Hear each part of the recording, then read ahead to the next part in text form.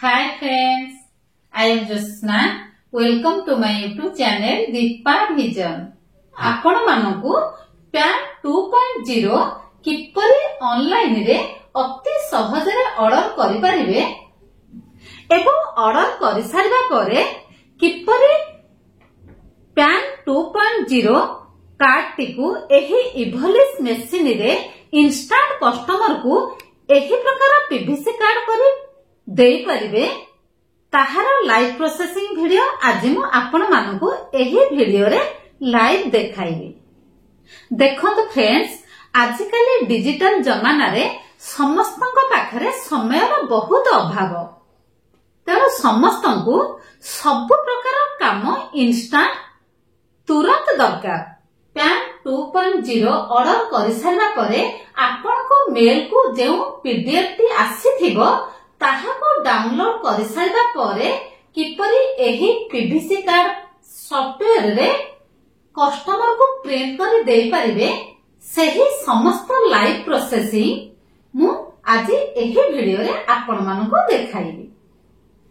PAN 2.0 PVC card print करी आपण माने निज सेंटर रे डबल इनकम मध्य करि परिबे।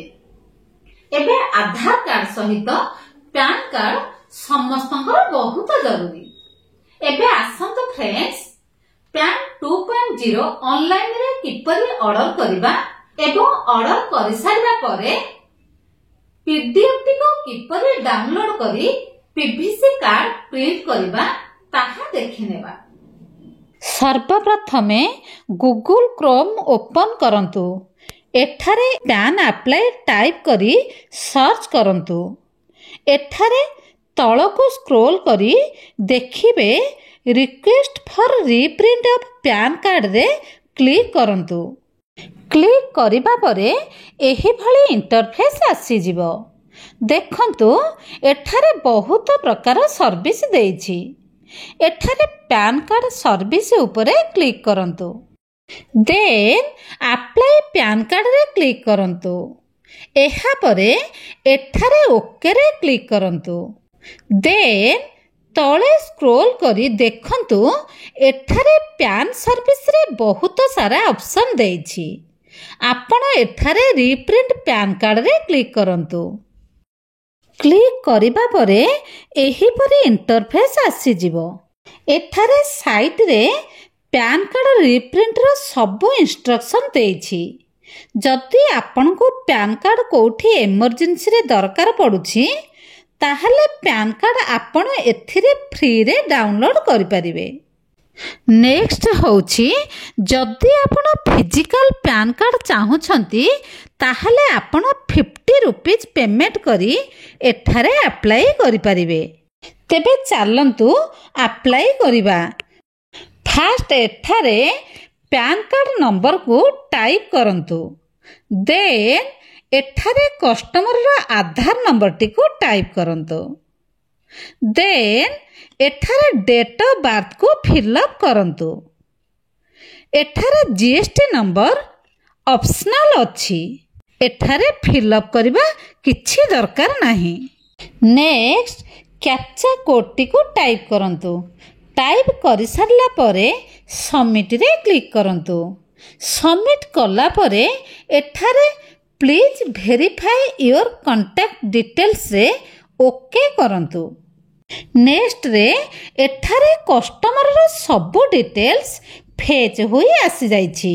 देखंतु PAN number, mobile number, email ID आउ एड्रेस शो करूछि। एठारे आपण कैप्चा कोड को फिलअप करंतु। Then I hereby box रे चेक मार्क देई गेट ओटीपी रे क्लिक करंतु। देन एठारे कस्टमर रो मोबाइल नंबर को गोटे ओटीपी आसीथिबो। एठारे ओटीपी को टाइप करी सबमिट रे क्लिक करंतु। नेक्स्ट एठारे पेमेंट करिबा पई ऑप्शन आसी जिवो। आपण एठारे credit card, debit card, net banking द्वारा पेमेंट करि परिबे।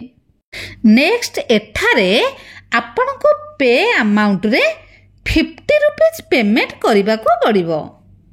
ଏଠାରେ ମୋବାଇଲ ନମ୍ବର ଟାଇପ୍ କରନ୍ତୁ। ଦେନ୍ ଇମେଲ୍ ଆଇଡି ଟାଇପ୍ କରନ୍ତୁ। ଦେନ୍ ଏଠାରେ ବିଲ୍ ଡେକ୍ସ ଅପସନରେ କ୍ଲିକ୍ କରି କନଫର୍ମ ପେମେଣ୍ଟରେ କ୍ଲିକ୍ କରନ୍ତୁ। ଏହାପରେ ଏଠାରେ ନିଜର ପେମେଣ୍ଟ ଅପସନକୁ ସିଲେକ୍ଟ କରି ମେକ୍ ପେମେଣ୍ଟରେ କ୍ଲିକ୍ କରନ୍ତୁ। ପେମେଣ୍ଟ ସକ୍ସେସଫୁଲ ହେଲା ପରେ your PAN reprint payment is successful for PAN reprint application number show କରିବ। ଏଠାରେ ଓକେରେ କ୍ଲିକ୍ କରନ୍ତୁ। ଦେଖନ୍ତୁ ଏଠାରେ ଡାଉନଲୋଡ୍ ରିସିପ୍ଟ ଉପରେ କ୍ଲିକ୍ କରନ୍ତୁ। ଏହାପରେ ଆପଣଙ୍କ ମେଲକୁ ପ୍ୟାନ୍ କାର୍ଡର ପିଡିଏଫ୍ଟି ଆସିଯିବ। ଏହାପରେ ପିଡିଏଫ୍ଟିକୁ ଡାଉନଲୋଡ୍ କରି ଡେସ୍କଟପ୍ରେ ରଖିଦିଅନ୍ତୁ। ପ୍ୟାନ୍ କାର୍ଡ ଡେସ୍କଟପ୍ରେ ସେଭ୍ କରିବା ପରେ ଏବେ ଏହାକୁ ପିଭିସି କାର୍ଡ ପ୍ରିଣ୍ଟ କରିବା। ପିଭିସି କାର୍ଡ ପ୍ରିଣ୍ଟ କରିବା ପାଇଁ ପ୍ୟାନ୍ କାର୍ଡର ସଫ୍ଟୱେୟାରଟିକୁ ଓପନ୍ କରନ୍ତୁ। ଏହି ପ୍ୟାନ୍ ପ୍ରିଣ୍ଟ ସଫ୍ଟୱେୟାରର ନାମ ହେଉଛି ବ୍ରାଇଟ୍ କାର୍ଡ। ଏବେ ଏହି ବ୍ରାଇଟ୍ କାର୍ଡ ସଫ୍ଟୱେୟାର ମାଧ୍ୟମରେ ପ୍ୟାନ୍ କାର୍ଡଟିକୁ ପିଭିସି ପ୍ରିଣ୍ଟ କରିବା। ବ୍ରାଇଟ୍ କାର୍ଡ ସଫ୍ଟୱେୟାରଟିକୁ ଓପନ୍ କରନ୍ତୁ। ସଫ୍ଟୱେୟାରଟି ଏହିଭଳି ଖୋଲିଯିବ। ଏହାପରେ ଏଠାରେ ବ୍ରାଉଜରରେ କ୍ଲିକ୍ କରନ୍ତୁ। ବ୍ରାଉଜ କଲା ପରେ ପାସୱାର୍ଡ ଦିଅନ୍ତୁ। ଏହିଭଳି ପ୍ୟାନ୍ କାର୍ଡଟି ଓପନ୍ ହୋଇଯିବ।